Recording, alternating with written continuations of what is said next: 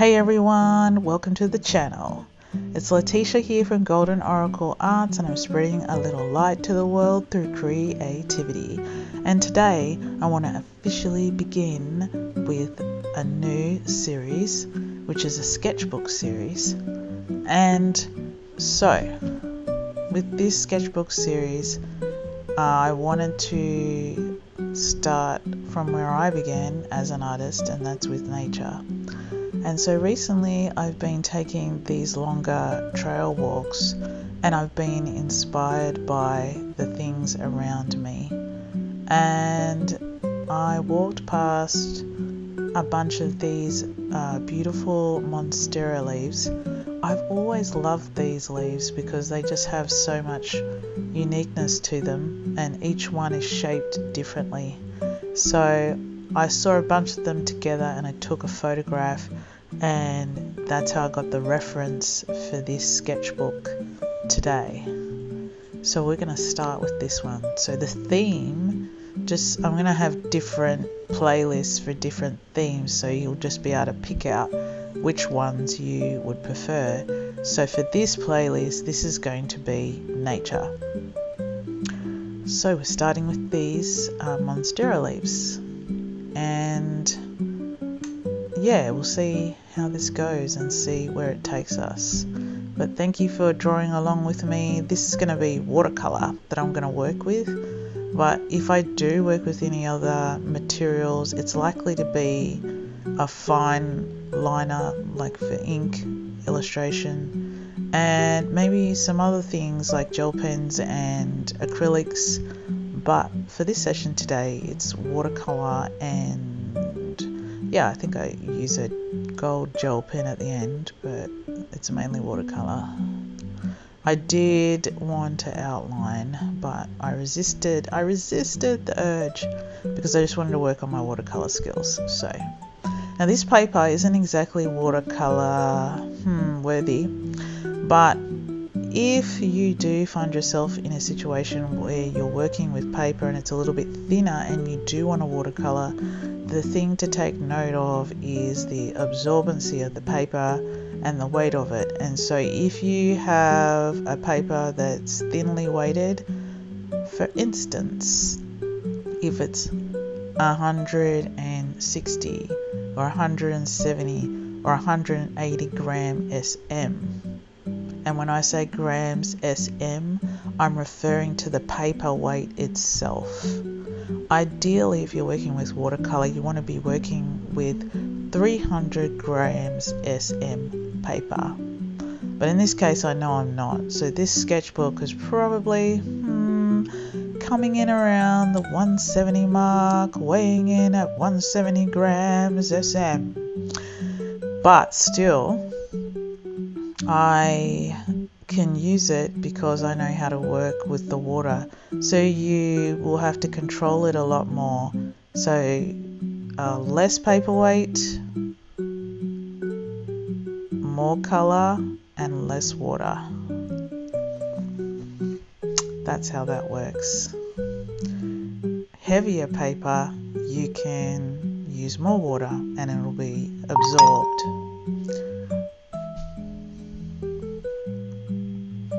Yeah, so that's just a tip for you when you're working with different paper weights. So here you can see I'm breaking down the colour and putting it into the palettes. And I normally don't do that, to be honest. I normally cheat and work directly from the palette colour itself. But that's because I know that I like to kind of mix on the page, which is dangerous business because you don't know what it's going to turn out to be, but I work intuitively more so. But if you want to test out your colours first, then this would be the way to do it, and you can start mixing.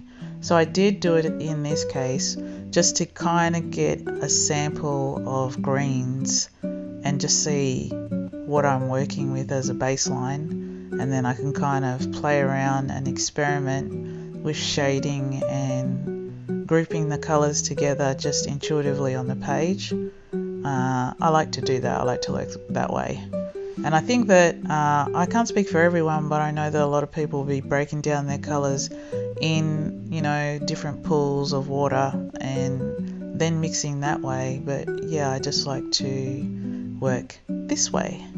I'm a self-taught artist, so I kind of have my own flow and different ways of doing things, as each artist does. But I really like the Mikador paints because they've got such deep, rich colours, and that can work in your favour or against, just depending on what you want for your pieces that you're creating. So if you kind of want more of a pastel-y, traditional watercolour vibe, Winsor and Newton are awesome as a brand for that.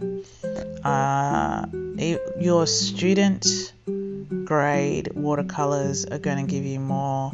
Some of them have like a kind of powdery effect, and so they're a little more sheer, so you can see through them more, and you can really tell the difference if you're working with like an artist grade watercolor versus student grade watercolors. But both, it doesn't matter, you're starting out, you're working with it, then it's okay. This is just showing you what that looks like.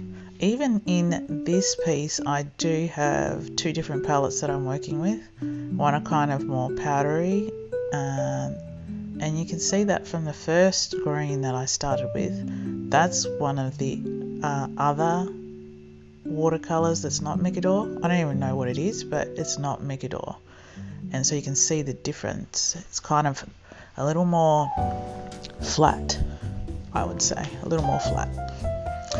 So yeah, that's something to play around with as you start on your watercolor journey, deciding what sort of brands you want to work with and palettes. I also like to mix in and make my own gouache. Gouache, which you see a lot of YouTube artists using,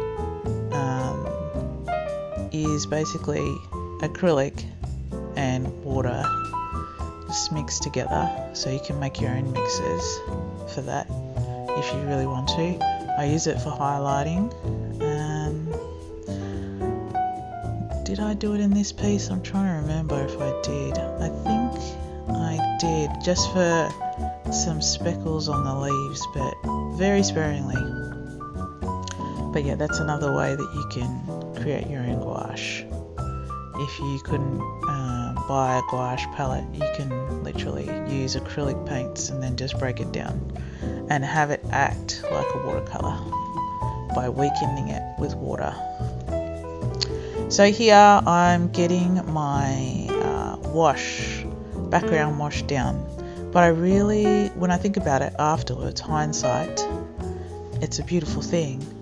I wish I used like a fluoro pink background just to make the colours pop, but I didn't, so I kind of went with like the all jungle green, kind of a little bit of a turquoise blue in the background. But yeah, I wish I went with like a fluoro pink colour just so that it would stand out more, but that'll be for next time. You can see that I tried to do it at the end, but it's better if you get your wash down, so then all of those pink, beautiful pink hues could have come through the leaves underneath.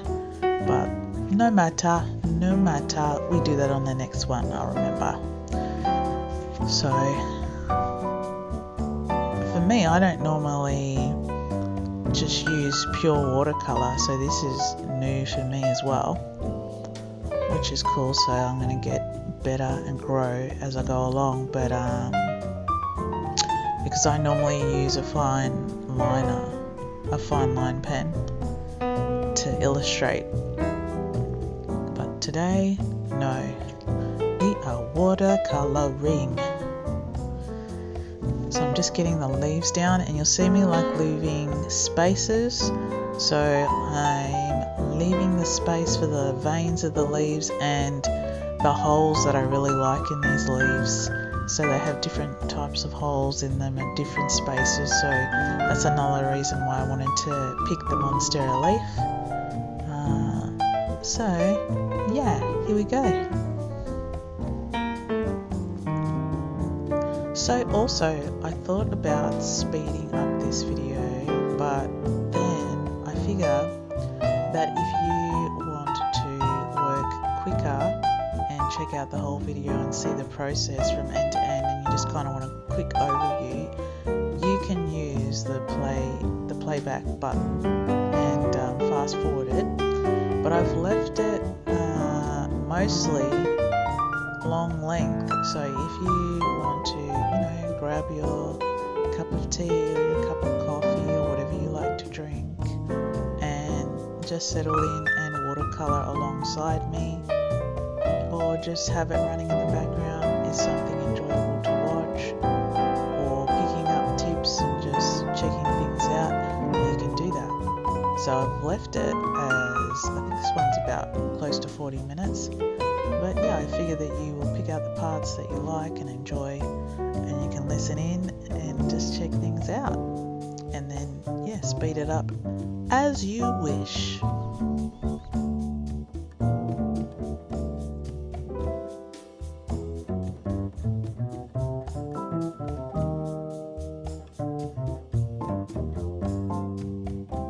For this watercolour sketch session, this isn't the same as the picture, and I never designed it to be that way exactly like the reference. I'm just using the reference as a guide. So I literally just picked out the leaves that I was drawn to and selected them just to fit on the page where they could. And so you can do this too. So if you take a photo of something and you can't fit everything in, don't stress about it. You can just take certain elements of the picture and work with those elements. So you don't have to do everything.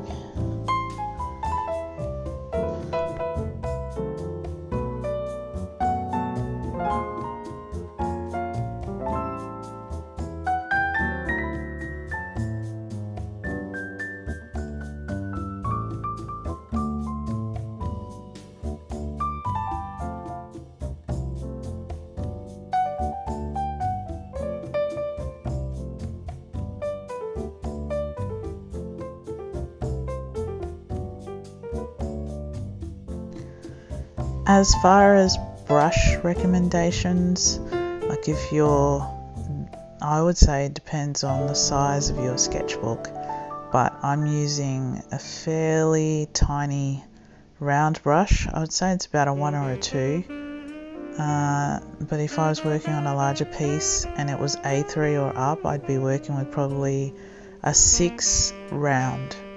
And what that means is it's number 6, that's the size of the brush. It's kind of like I would call it medium size. It's pretty decent size, and it's round, so it means that it's a very versatile brush to work with. So you can use the edge of it, you can use the tip of it to get your finer details, which you can see me doing here, or you can use the flat of it to cover more space with a round. With the flat brush, that is fantastic for the actual background and washes, and for landscapes as well. But also I work with the flat and turn it on its edge so that I can use it as an edge. But typically I use the smaller rounds and I work with the bigger rounds. So if there was one watercolour brush I would recommend you get, I'd go for the round first. So you see me here, I was just testing to get that first layer down. So I went in a little bit lighter, and so now we're adding extra layers, adding more depth and dimension to the piece so that it pops off the page. So this leaf is really popping. And I kind of changed the colour a little bit as well, a little more of a sap green, and I went in directly with the colour itself just so I can stand out more. So this is a very bold leaf. So yeah, I've really been enjoying the winter months in Australia, taking some long trail walks.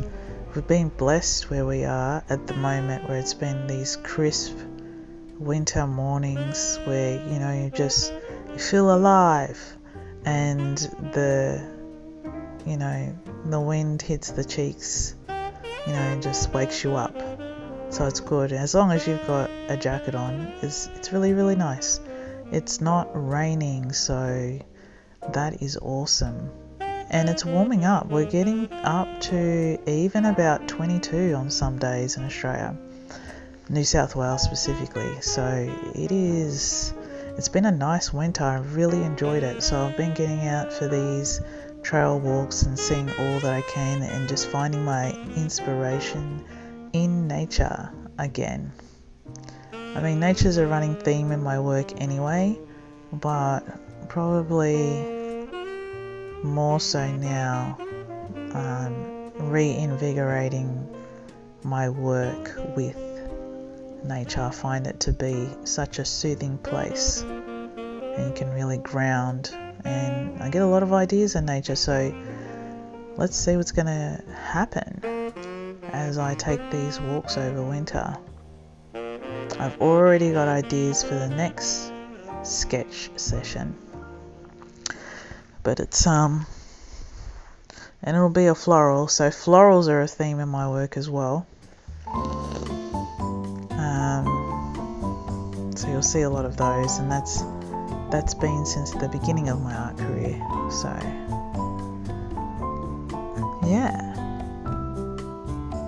But on this leaf, I thought I'd go with the veins first, and then worked around the leaf just to see what that feels like, as opposed to putting the vein in last. Didn't work out too badly.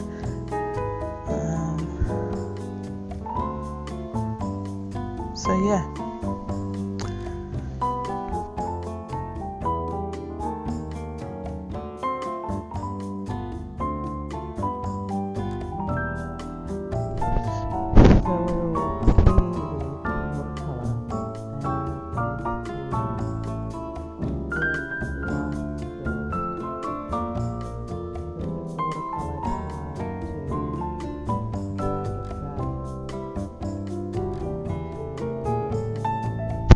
Colour. It's doable. You can correct mistakes in watercolour. It's just a little tougher, which is why people find the medium challenging at times. I love it personally because you really have to let go of control and let the water speak to you, rather than you trying to force the colour to do what you want. You really have to just allow the piece to bloom and to speak to you, and see where the water's flowing, and then you follow the trail and you add on. So the piece kind of speaks to you and you're just dancing with it. Let's call it dancing on the page. And I think that's the key with a successful watercolour piece, is just to be patient and allow it to do its thing. It teaches you a lot, really.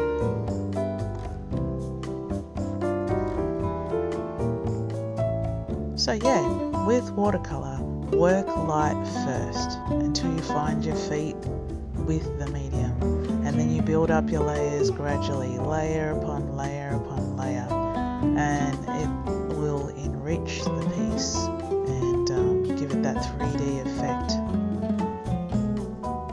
So you can see I've got a couple of layers on that main Monstera piece, and trying out different greens, and those all kind of shine through. You probably can't see it, but it does have different depths and layers in it.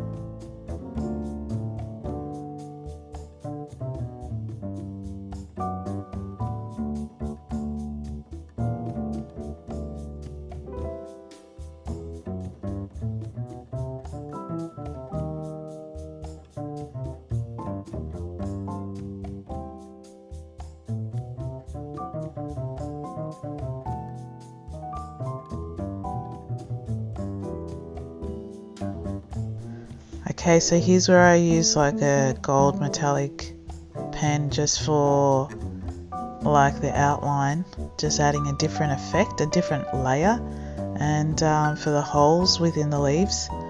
And it didn't make it as pop as much as if I'd used like a black fine line pen, but that's okay.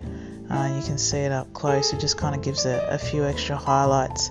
And maybe if I'd used like a bronze coloured pen, it would have popped out a little more. But I think it's kind of like the gold is too close to the actual golden, you know, the kind of lime greens and yellows in the veins. But that's okay. You can see it, but it's just not as visible. So we pretty much come to the end of the piece here.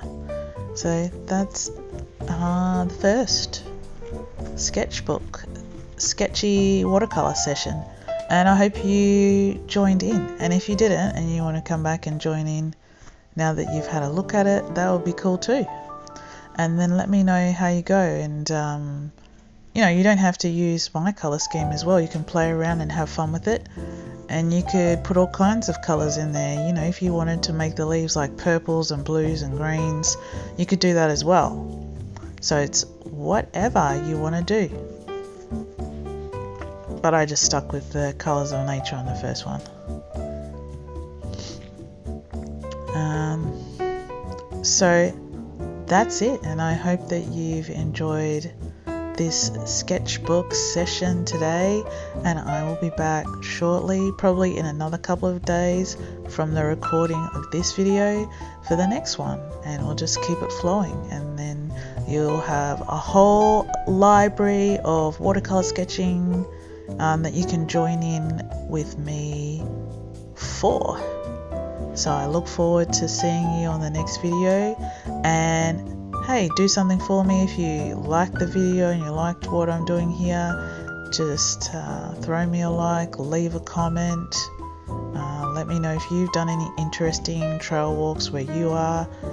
Let me know where you're from and what season you're in your neck of the woods. And I'll see you on the next one. Bye!